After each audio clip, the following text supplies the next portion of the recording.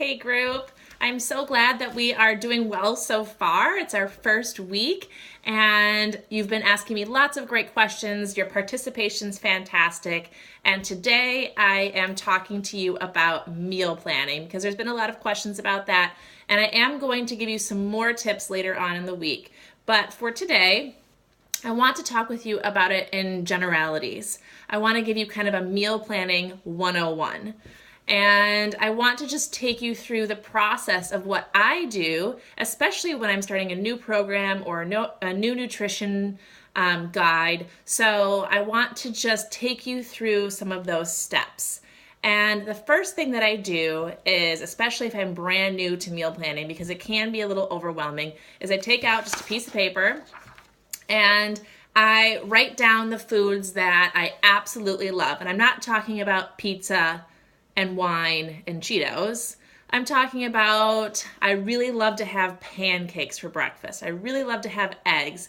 I really love to have sandwiches for lunch. I really enjoy stews. I really enjoy soups. I really enjoy grilled chicken. What do you actually enjoy eating? Because I'm not going to ask you to completely change your lifestyle and your food preferences because that's not something that you can continue forever. So just write things down that you enjoy because we can try and fit those in to your meal plan.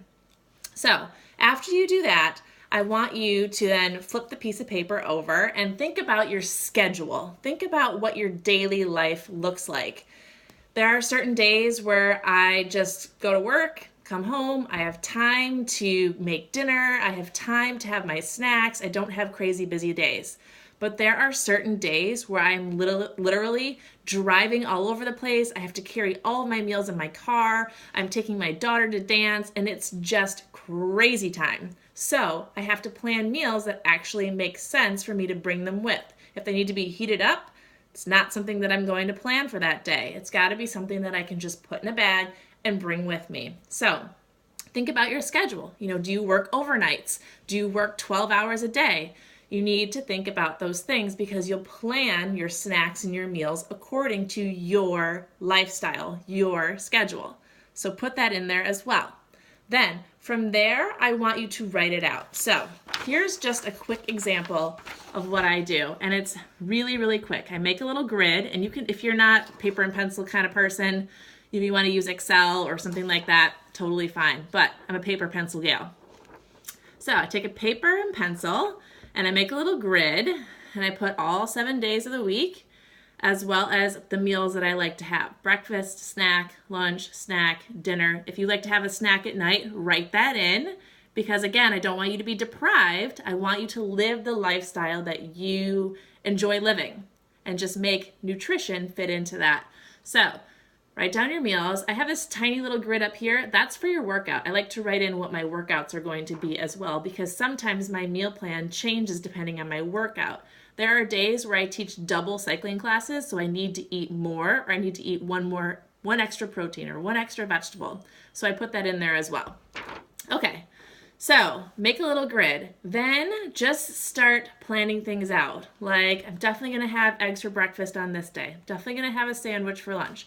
Definitely going to have chicken and broccoli stir fry. Write those things in and start to see how things fall. Start to see how things make sense in your week.